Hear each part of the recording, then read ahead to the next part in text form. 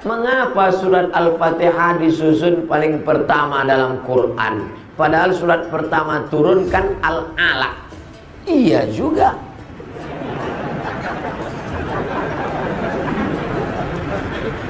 Di Medan nih kita kalau tanya jawab cerdas pertanyaannya. Nampak betul orang Medan nih hebat-hebat ilmu. Tempat lain tanya, Ustadz, kenapa Nabi Adam sama Hawa itu nikahnya siapa pak kuahnya? Awak pun bingung jawab. Kalau ini kan ilmiah dia. Turunlah wahyu pertama kali ketika Nabi sedang berada di Jabal Nur di Gua Hira. Iqra bismi rabbikal ladzi khalaq, khalaqal insana min 'alaqin, iqra wa rabbukal akramul ladzi 'allama bil qalam, 'allamal insana ma lam ya'lam. Nabi pun menggigil kedinginan, turun ke bawah sampai di bawah, lalu kemudian dia minta kedinginan diselimuti oleh Khadijah. Ketika sedang diselimuti turun ayat, ya ayyuhal muddatsir, hai orang berselimut, qum, bangun, fa'anzir, beri peringatan. Lalu dia pun disuruh beri peringatan. Siapa yang mesti diberi peringatan? Turun yang ketiga, wa anzir ashiratakal aqrabin, berilah peringatan kerabat-kerabat dekatmu.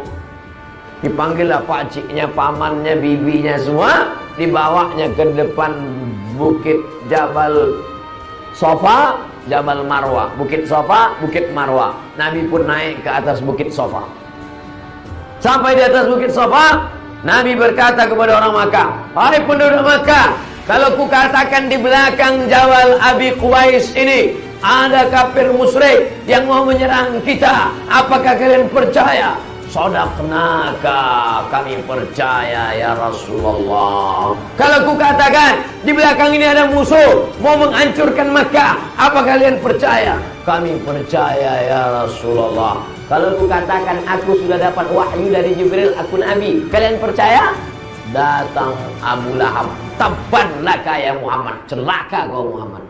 Turun ayat, tabbat yada abi lahabi wa tabba ma aghna anhu maluhu wa ma kasab sayasla naran dzatal lahab wa imra'atuhu hammalatal hatab. Jadi kalau begitu susunan Al-Qur'an, yang pertama Iqra, yang kedua ya ayyuhal muddatsir, yang ketiga wa anzir ashiratakal aqrabin, yang keempat tabbat yada abi lahabi wa tab. Pas kita buka Quran sekarang di Medan, yang pertama Al-Fatihah, yang kedua Alif Lam Mim.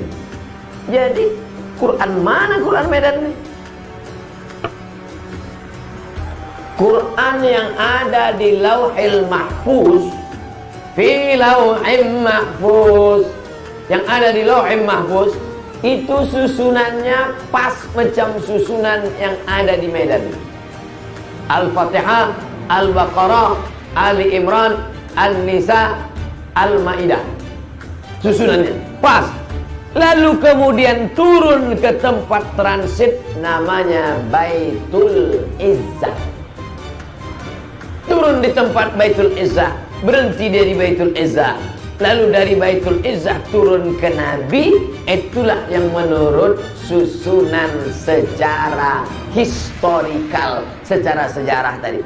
Datang Jibril membawa Iqra, datang Jibril membawa ya ayyuhal muddatsir, datang Jibril membawa wa ashiratakal aqrabin, datang Jibril membawa tabbat yada. Datang orang bertanya tentang haid, turun ayat haid, yas'alunaka 'anil mahid qul huwa adza.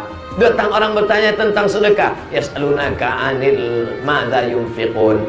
Bertanya mereka tentang khamar, yas'alunaka 'anil khamri wal maisir.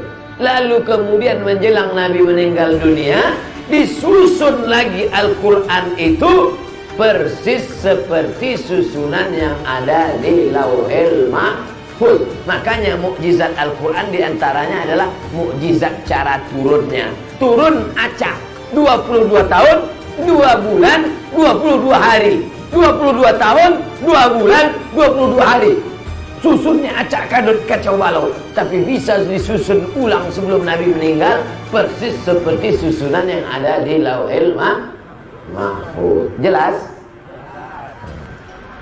Jadi Pak Ustadz, sebelum Nabi meninggal Quran itu sudah tersusun macam yang sekarang? Ya, macam sekarang. Tapi ada di kepala sahabat. Sudah macam ada sekarang. Al-Fatihah, Al-Baqarah, Ali Imran, An-Nisa, Al-Maidah sampai An-Nas. Tapi tak ada wujudnya zahir. Adanya di kepala mereka. Dalam bentuk apa? Dalam bentuk Quran digital.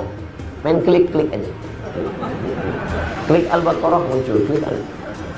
Tiba-tiba yang di dalam kepalanya klik-klik tadi meninggal gara-gara memerangi nabi palsu. Namanya Musailamah Al-Kadzab. Nama kampungnya Yamamah. Dibuatnya surat palsu. Wal fil wa ma adraka mal fil lahu zailun tawil. Demi gajah, tahukah kamu apa gajah itu? Ekornya panjang.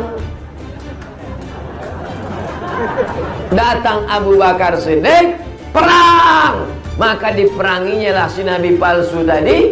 Meninggal 70 orang penghafal Quran. Datanglah Umar bin Khattab menjumpai Abu Bakar. Wahai Abu Bakar, ya, ini Quran nampaknya harus kita bukukan jadi satu buku. Karena Quran yang ada di kepala tadi udah banyak penghafalnya yang meninggal. Apa hikmah dari sini? Bahwa tentara-tentara zaman Abu Bakar itu adalah para penghafal Quran.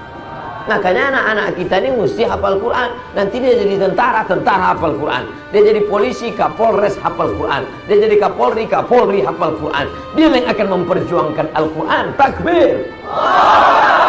Nah, lalu kemudian setelah itu kata Abu Bakar, aku tak mau membukukan Quran karena Nabi tak pernah menyuruh, Nabi tak pernah membuat. Maka kalau tak dibuat Nabi adalah bid'ah, wa kullu bid'atin dhalalah wa kullu dhalalatin finnar. Kata Umar, ini kalau tak kita buat nanti hafal penghafal sudah banyak meninggal, ada manfaatnya. Akhirnya Allah membukakan pintu hati Abu Bakar.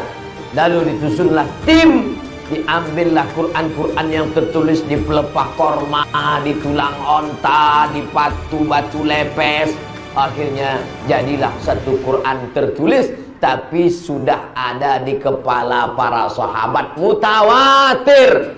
Kalau satu orang gharib, kalau dua orang aziz, kalau tiga orang masyhur. Tapi kalau menghafal banyak orang, hafalannya sama, namanya mutawatir.